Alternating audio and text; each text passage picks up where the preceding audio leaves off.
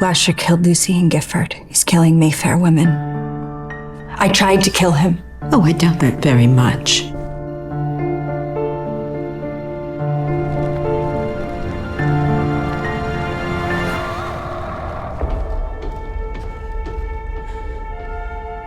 In episode 2, it's really structured as a detective story where Rowan is trying to understand, first of all, where Lasher is, and then what he's doing and how he's doing it. When Lasher does escape from the house and he has grown up and he is searching, it's like this scent. He's like an animal that is being drawn to the scent of the Mayfairs because they give him power, they give him strength. But he also sees what he does to people, and that's something that is incredibly hard for him. I feel like I know you.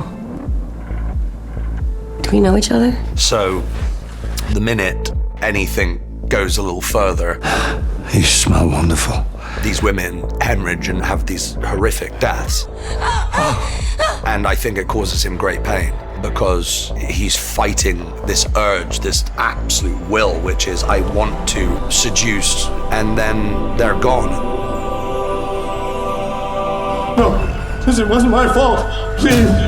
We really, in this season, get to dive into some of the out there magical elements of the Mayfair family. We go into a special world with people who aren't even with us in the human world anymore and meet new characters. Every time you're planning one of these sequences, for instance, Julian and Cortland and this meal, it was always written as a kind of psychological, emotional video game. Father? You're trapped in a game where you're trying to satisfy a parent who cannot be satisfied. So that's in the writing of it. But then the director comes along and the director said, in order to really feel this, what we need is a foreshortened table. Let's have this table that's on a slant so the father's enormous up here, and so that Harry Hamlin, who's an adult man, Unimaginative little boy. feels like a child. Nothing of the Mayfair I knew. The scenes with Ted Levine, who plays Julian, my father, those are really meaty scenes. He's a fantastic actor.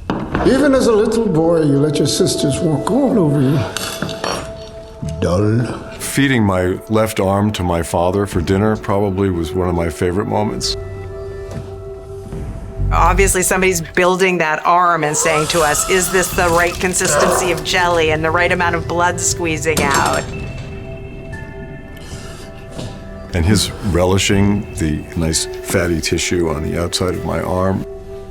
Bitter. Yum, yum.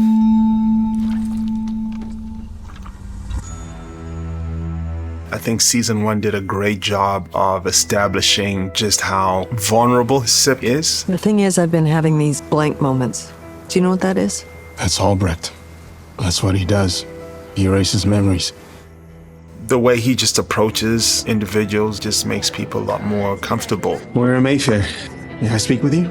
And so when he does get to share what he stands for, Michelle Masca. I think it's a little more digestible for people to be like, okay. How can you tell? You have a wall up. I can't read your mind. It's part of the training. You normalize the supernatural, which is what I think Cip does a great job of.